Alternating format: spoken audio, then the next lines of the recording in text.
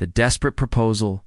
Victoria Martinez wiped down the mahogany desk in the corner office of Blackstone Tower, her hands trembling slightly as she tried to focus on her work. The rain pelted against the floor-to-ceiling windows, creating a rhythm that matched her racing heart. She had just finished cleaning the marble bathroom when she heard Marcus Blackstone's voice echoing through the office door. "I don't care what it takes, James. Find me a wife in 30 days or I lose everything," Marcus barked into his phone. Victoria froze, her cleaning cloth suspended midair. "My grandfather's will is crystal clear. Marriage or the company goes to my cousin Daniel." Victoria pressed herself against the bathroom door, hardly daring to breathe. Marcus Blackstone was known throughout the city as the ruthless billionaire who had built his empire from nothing after his parents died. He was also known for never letting anyone get close enough to matter. A cleaning lady. Marcus's voice carried across the room. Victoria realized he was talking about her call from yesterday, the one she thought no one had heard. The hospital had called about her son, Miguel's emergency surgery. 8-year-old Miguel needed a heart operation that would cost $200,000, money she would never have working 3 cleaning jobs. When Marcus ended his call, Victoria found herself standing in the doorway, still holding her cleaning supplies. Their eyes met across the vast office, and she saw something she had never noticed before, desperation that mirrored her own. "Mrs. Martinez?" Marcus said slowly, his deep voice filling the silence. "How much did you hear?" Victoria's mouth went dry. "I'm sorry, Mr. Blackstone. I didn't mean to listen. I'll just finish here and go." "Wait." A single word stopped her. In her tracks, Marcus moved closer, his tall frame casting a shadow over her small figure. "Your son needs surgery." It wasn't a question. Victoria nodded, unable to speak past the lump in her throat. "And I need a wife." Marcus's gray eyes studied her face intently.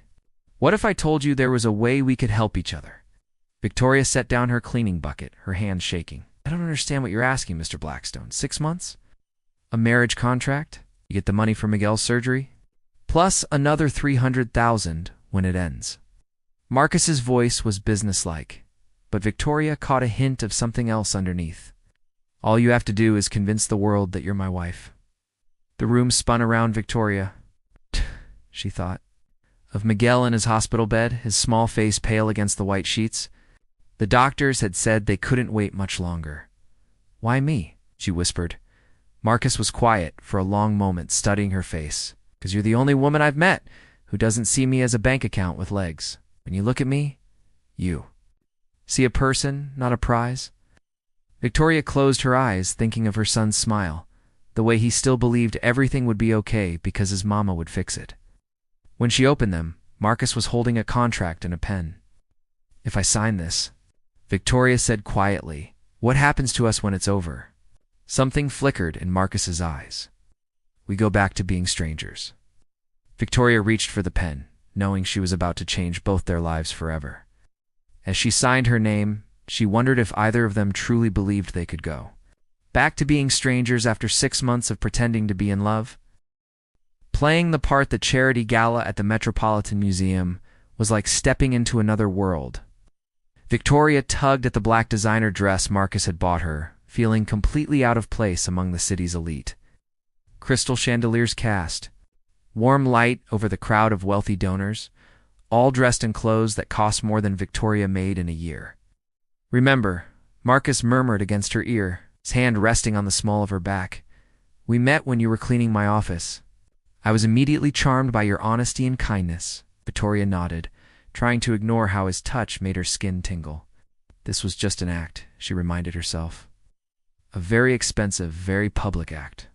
"Marcus, darling," a woman with perfectly styled blonde hair approached them, her smile sharp as a knife. "You simply must introduce me to your mysterious wife. I'm Catherine Whitmore, and the whole city is dying to know how you swept this lovely lady off her feet." Victoria's throat went dry, but before she could panic, Marcus's arm tightened around her waist. "Catherine, this is my wife, Victoria. And the story isn't mysterious at all. I fell for her the moment I saw her. She was humming while she worked, this beautiful Spanish lullaby her grandmother taught her. I knew I had to make her mine." Lie rolled off his tongue so smoothly that Victoria almost believed it herself. Catherine's eyes narrowed slightly, clearly sensing something wasn't quite right. But before she could dig deeper, a photographer appeared. Mr. Blackstone, a photo of the happy couple for the society pages. As the camera flashed, Marcus pulled Victoria closer, his lips brushing her temple. To anyone watching, it looked like a tender moment between newlyweds. Only Victoria could feel how tense his muscles were, how carefully controlled every gesture was. Later, as they stood on the museum's balcony, overlooking Central Park, Victoria finally allowed herself to breathe. The city lights twinkled below them like fallen stars. "You did well tonight," Marcus said, loosening his tie. In the moonlight, he looked younger, less guarded. "Did I?" "Because it felt like everyone could see right through me," Victoria replied. Wrapping her arms around herself against the cool night air, Marcus shrugged off his jacket and draped it around her shoulders. The gesture was so natural, so thoughtful, that Victoria felt her carefully constructed walls wobble. "They see what they want to see," Marcus said. "A beautiful woman who captured a billionaire's heart. It's exactly the kind of fairy tale they love." "And what do you see?" Victoria asked before she could stop herself. Marcus turned to face her, and for a moment, the mask slipped completely. "I see someone who works 3 jobs to take care of her son, someone who hums while she cleans, because she chooses to find joy even in difficult circumstances. Someone who signed a contract with a stranger to save the person she loves most." The sincerity in his voice made Victoria's heart race. This was dangerous territory, feeling things for a man who was paying her to pretend to love him. She began, but he held up a hand. "My phone's buzzing," he said, checking the screen. His face went white as he read the message. "Victoria, we need to go." "Now, what's wrong?" Fear crept up Victoria's spine. "It's Miguel," Marcus said, his voice tight. "There's been a complication, and everything falls apart. The hospital corridor smelled like disinfectant and fear." Victoria sat in an uncomfortable plastic chair outside the pediatric ICU, still wearing her gala dress, now wrinkled and stained with tears. Miguel had taken a turn for the worse during his pre-surgery tests. The doctors were scrambling to stabilize him. Marcus paced beside her, his tuxedo jacket long since discarded, his shirt sleeves rolled up. He'd been on the phone for the past hour, calling in favors, demanding the best specialists, throwing his weight and money around like weapons. Mrs. Martinez, Dr. Williams, emerged from the ICU, his face grave. "We've managed to stabilize Miguel, but his condition is more complex than we initially thought. He'll need multiple surgeries over the next few months, and there's a new experimental treatment that might help." Victoria felt the world tilt. How much will it cost? Including the experimental treatment, we're looking at close to $800,000. "I know it's a lot, but whatever he needs," Marcus interrupted firmly. "Cost is not a factor." Victoria stared at him in shock. The contract between them covered Miguel's original surgery, nothing more. Marcus was offering to pay nearly $1 million for a child he barely knew. After the doctor left, Victoria turned to Marcus, tears streaming down her face. "You can't do this. The contract doesn't cover this much. I have more money than I could spend in 10 lifetimes, Victoria," Marcus said quietly. "What good is it if I can't use it to help the people who matter? But why?" Victoria's voice broke. "Why would you do this for strangers?" Marcus sat down beside her, running his hands through his dark hair. "'Cause you're not strangers to me. Not anymore." He was quiet for a long moment. "Victoria, I need to tell you something about that night when I overheard your phone call." Victoria turned to face him, seeing something raw and vulnerable in his eyes that she'd never seen before. "I wasn't in my office by accident that day," Marcus continued. "I'd started staying late because those were the only times I got to hear you sing while you worked. For 20 minutes every evening, my empty house felt like a home." Victoria's breath caught. Marcus, ... "My grandfather's will was real," he said. "But there were other ways I could have handled it. Could have hired an actress, found some socialite looking for a quick marriage. I chose you because somewhere along the way, I'd fallen for the woman who made my world brighter without even trying." The confession hung between them like a bridge neither dared cross. Victoria felt her heart breaking and mending at the same time. time you never said anything, she whispered. How could I? Marcus laughed bitterly. You worked for me. You had a son to think about. I was just the boss who barely seemed to notice you existed. Except you noticed everything, Victoria said, remembering all the small kindnesses she'd attributed to coincidence, her favorite coffee waiting in the break room. Miguel's school supplies that mysteriously appeared in her locker, the Christmas bonus that was exactly enough to cover their rent. So this whole contract, Victoria said slowly, this marriage, it was never really business for you. It was supposed to be, Marcus admitted. But I can't pretend anymore, Victoria. Not when your son might need more surgeries. Not when I have the power to make sure he gets everything he needs. What are you saying? Victoria's voice was barely a whisper. Marcus took her hands in his, and this time there was nothing fake about his touch. I'm saying I want to make this real. It's the marriage, the partnership, everything. I'm saying I love you. Victoria pulled her hands away like she'd been burned. No, you love the idea of me. The grateful cleaning lady who makes you feel noble and generous. That's not true. My son is in there fighting for his life because I was too poor to get him proper medical care from the start. Victoria said, her voice rising. Don't you see? This will always be between us. You'll always be the man who had to rescue me. Before Marcus could respond, Victoria's phone rang. Her mother's panicked voice crackled through the speaker with news that would shatter their carefully constructed world. The price of truth, Victoria, Mia. You need to know what's happening here. Her mother Rosa's voice was tight with fear through the phone. There are men outside our apartment building in Queens. They say they're reporters, but they're asking strange questions about money, about your marriage to Marcus Blackstone. Victoria's blood turned to ice. What kind of questions, Mama? They want to know how much he's paying you. They know about Miguel's surgery, about the exact amount. One of them said something about a contract. Rosa's voice dropped to a whisper. Victoria, what have you gotten yourself into? Marcus was already on his phone, his face grim as he spoke in rapid clipped sentences to someone on the other end. When he hung up, his expression was murderous.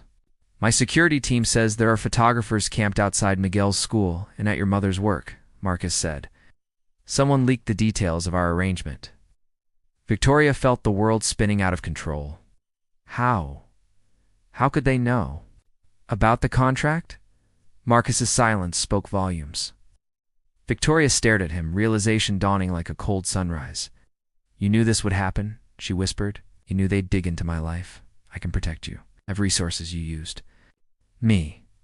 The words came out broken, devastated. You knew the press would eat this story alive. The billionaire and his poor cleaning lady knew they'd invade every corner of my life. It's not how it was supposed to happen, Marcus said desperately. How was it supposed to happen? Victoria's voice turned cold. Because right now, it looks like you got exactly what you wanted. A wife. A heartwarming story for the tabloids, and a woman so grateful she'd never leave you. Marcus stepped toward her, his eyes pleading. You think I wanted this? You think I wanted to watch you suffer? I think you wanted a fairy tale you could control, Victoria said. But fairy tales aren't real, and neither is this marriage. She turned to leave, but Marcus caught her wrist. If you walk away now, the prenup kicks in. It's the early termination clause means you get $50,000, not the full amount. Enough for Miguel's current surgery, but not for the treatments he'll need next month. Victoria stared at him in disbelief. Are you threatening me? I'm trying to save you from making a mistake you can't undo, Marcus said desperately. The only mistake I made was trusting you, Victoria yanked her arm free. I want out of this marriage, Marcus. Today, whatever it costs me, even if it costs Miguel his life. The words hit like a physical blow. Victoria recoiled, seeing Marcus clearly for the first time, not as her savior or her husband, but as a man so used to buying what he wanted that he couldn't understand why his money wasn't enough. Mama was right, Victoria said quietly. Rich men like you think everything has a price, but you can't buy love, Marcus. You can't buy forgiveness. As she walked toward the hospital exit, Victoria heard Marcus calling her name, but she didn't turn around. Outside, photographers immediately swarmed her, shouting questions, snapping pictures of her tear-stained face. Mrs. Blackstone, is it true you're only married for money? How does it feel to go from cleaning lady to billionaire's wife? Are you going to take half his fortune in the divorce? Victoria pushed through the crowd, their words cutting deeper than any physical wound. By the time she reached the taxi, she was sobbing so hard she could barely speak her address. Her phone buzzed with a text from Marcus. Victoria, please.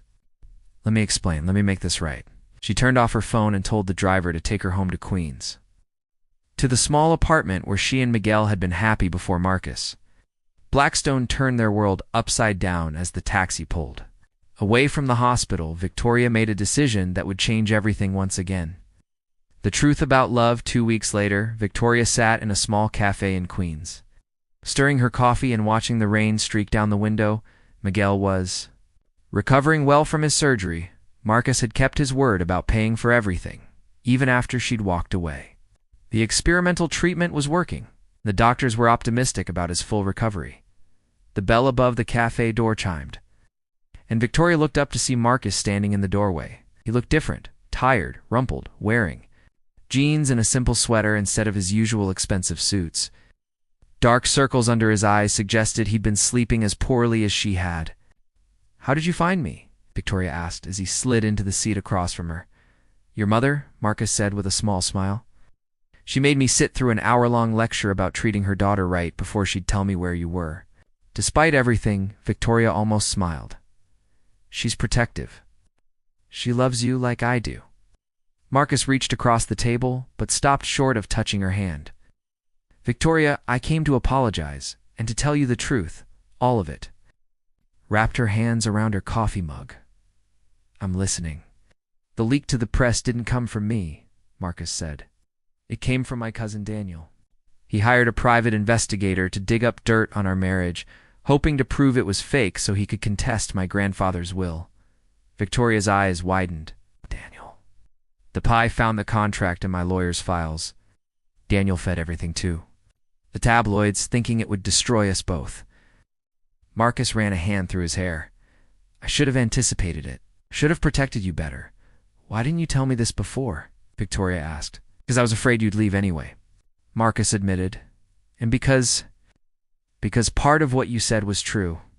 I did think I could control everything, including how you felt about me. The cafe was quiet except for the soft jazz playing overhead and the rain against the windows. Victoria studied Marcus's face, seeing genuine remorse there. The morning. After our fight at the hospital, Marcus continued, I went to see Miguel. He asked me why you were so sad, why you weren't visiting him anymore. Victoria's heart clenched. What did you tell him? Told him the truth. That I'd hurt his mama because I was scared of losing the best thing that ever happened to me. Marcus's voice was quiet but steady. He told me that being scared was okay, but being mean wasn't. Then he asked me if I was going to fix it. Tear slipped down Victoria's cheek. And what did you say? I said I was going to try, but that sometimes grown-ups make mistakes that can't be fixed. Marcus finally reached across and touched her hand. Victoria, I don't want you to come back because you need my money. I want you to come back because you want to build something real with me. What about your grandfather's will? Victoria asked. Marcus smiled, the first genuine smile she'd seen from him in weeks. I contested it. Argued that any will requiring marriage for inheritance was manipulative and possibly illegal. My lawyers are confident we can get it overturned. Victoria stared at him. You're willing to lose your company? I'd rather lose everything I own than keep it by forcing you into a situation you don't want, Marcus said. I want you to choose me, Victoria. Not my money, not my security, not what I can do for Miguel. Just me. The rain had stopped, and afternoon sunlight streamed through the cafe windows. Victoria looked at this man who had turned her world upside down, who had hurt her and helped her and loved her in ways she was still learning to understand. Miguel's been asking when his new daddy is coming to visit again, Victoria said softly. Marcus's face lit up with hope. And what have you told him? That love is complicated, but it's worth fighting for when it's real, Victoria replied. The question is, Marcus, is this real for you? All of it. The messy, complicated, unpredictable parts of loving someone who comes with their own history and dreams and fears. Marcus stood up and came around the table, kneeling beside her chair. Right there in the little Queen's Cafe, in front of the other customers and the curious waitress, he took her hands in both of his. "Victoria Martinez," he said, his voice strong and clear, "will you marry me? Not for a contract, not for money, not for anyone else's expectations. Will you marry me because you love me, and because I love you and Miguel more than I ever thought possible?" Victoria looked down at this powerful man kneeling beside her, offering her not his wealth or his status, but simply his heart, she thought. Of all the fairy tales she'd read as a child, and realized that the best ones weren't about being rescued. They were about two people choosing to build something beautiful together. "Yes," she whispered, then louder, "Yes, Marcus Blackstone. I'll marry you."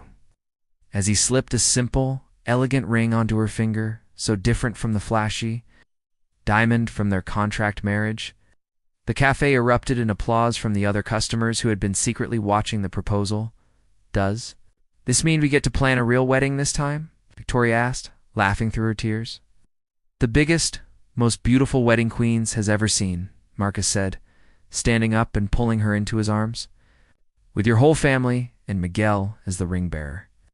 And your mother giving me disapproving looks until she decides I'm worthy of her daughter." "She already likes you," Victoria admitted. She said any man who'd pay for a child's surgery without being asked has a good heart, even if his head needs some work. Marcus laughed, the sound rich and genuine. "Smart woman. I can see where you get it from." As they left the cafe together, Victoria realized that the best fairy tales weren't about perfect people in perfect circumstances. They were about flawed people who chose to love each other anyway, who built their happily ever after one honest conversation, one act of forgiveness, one moment of courage at a time. 6 months later, they renewed their vows in a small ceremony in Marcus's penthouse garden. With Miguel healthy and laughing as he scattered flower petals, and Rosa crying happy tears as she watched her daughter marry for love instead of necessity. And every evening, as Victoria hummed her grandmother's lullabies while she helped Miguel with his homework, Marcus would stop whatever he was doing just to listen, grateful beyond words that he had learned the difference between buying happiness and building it one day at a time.